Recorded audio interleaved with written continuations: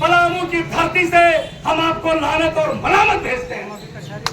आपकी सरकार की हम निंदा करते हैं। करुणा के सागर तथागत भगवान बुद्ध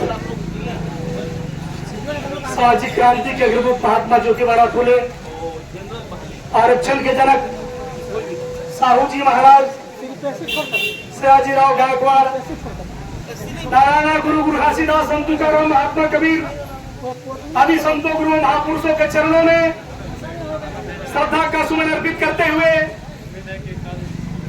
हमारे राजनीतिक गुरु माननीय कांसीराम साहब के चरणों में कोटि कोटि नमन अर्पित करता हूं। आज आजाद समाज पार्टी एवं भीम आर्मी भारत एकता मिशन के संयुक्त तत्वावधान में आयोजित इस प्रदर्शन की अध्यक्षता कर रहे छोटे भाई साकेत पासवान जी, संचालनकर्ता अनुराग जी, यहाँ पर उपस्थित आजाद समाज पार्टी भीम आर्मी के तमाम यंग डायनेमिक एनर्जेटिक नौजवान साथियों, तमाम समर्थन दे रहे घटक संगठनों के सम्मानित नेतागण, प्रेस मीडिया के तमाम सम्मानित प्रतिनिधियों, शासन प्रशासन के लोगों और कचहरी प्रांगण में उपस्थित तमाम सज्जनों को इस आंदोलन में हम आपका हार्दिक स्वागत करते हैं। साथियों, जिस तरीके से राज्य में सत्तारूढ़ झारखंड मुक्ति मोर्चा, कांग्रेस पार्टी और राष्ट्रीय जनता दल की सरकार पिछले लोकसभा चुनाव में संविधान पर खतरा, आरक्षण पर खतरे का मामला बता करके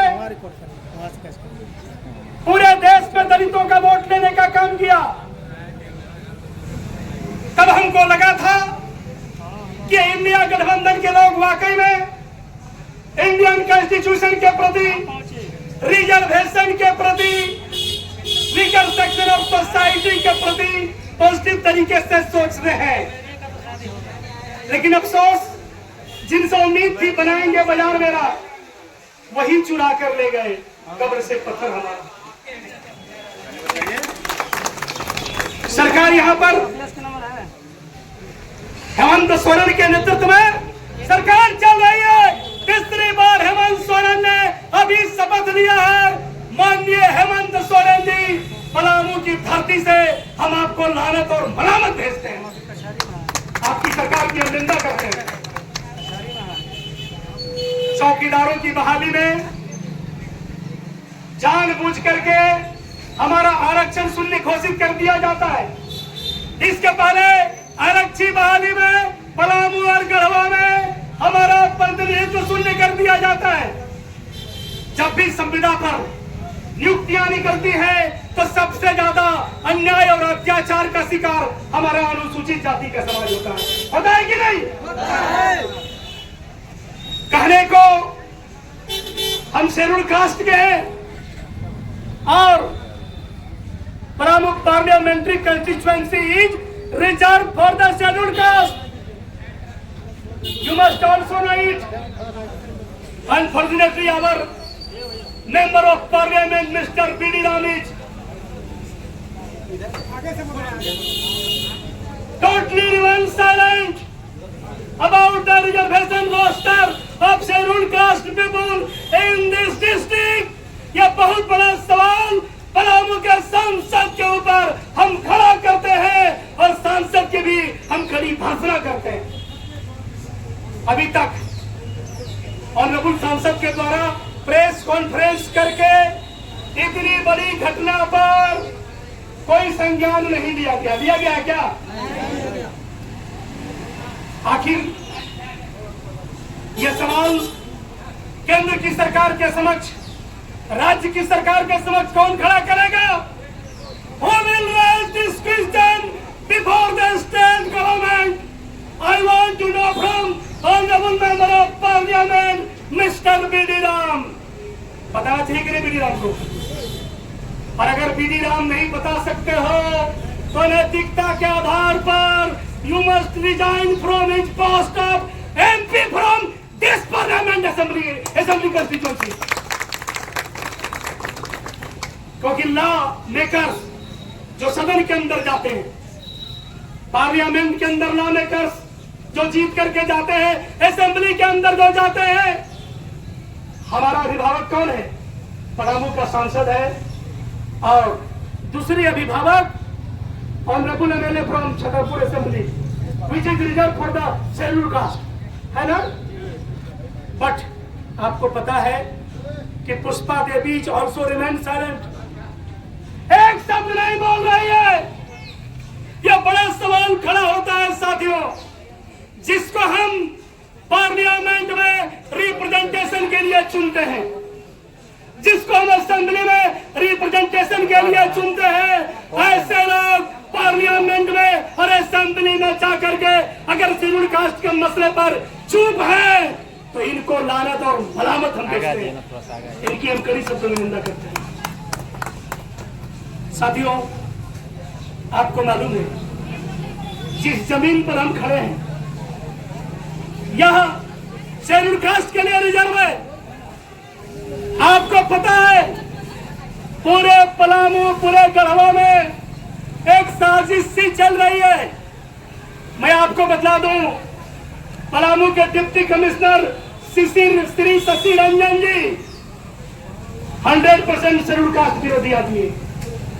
एक बड़ा सवाल आजकल मीडिया में तैर रहा है, लोग कह रहे हैं कि पूर्व से अनुसूचित जाति के लोग चौकीदार पद पर भरे हुए हैं।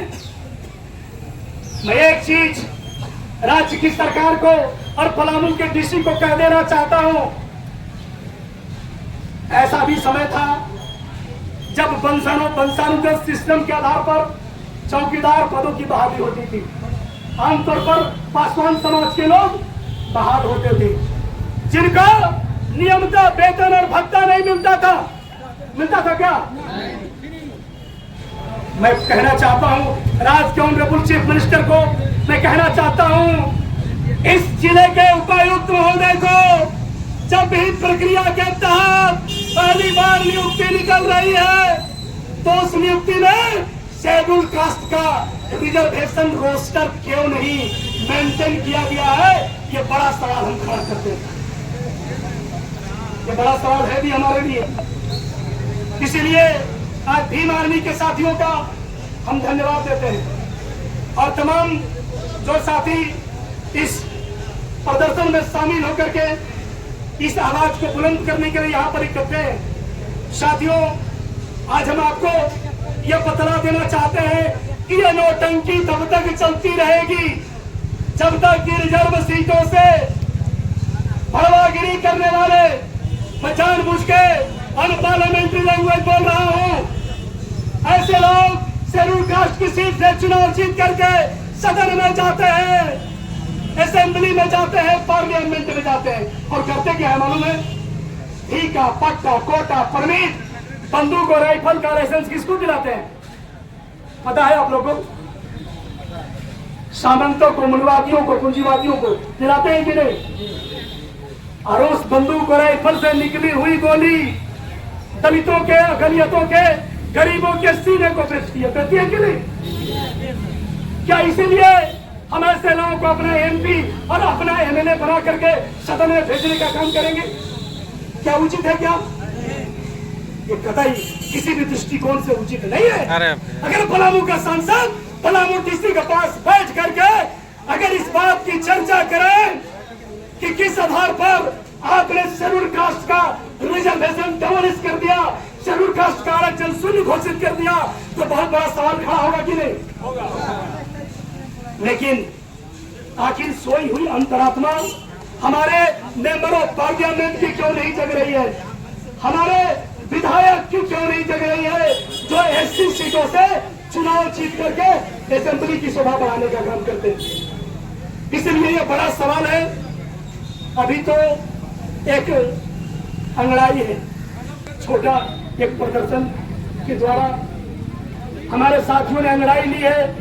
हम समाहरणालय के गेट पर ये कह देना चाहते हैं कि सुन लो उपायुक्त महोदय, सुन लो मुख्यमंत्री महोदय, अब याचना नहीं रण होगा और महासंग्राम भीषण होगा।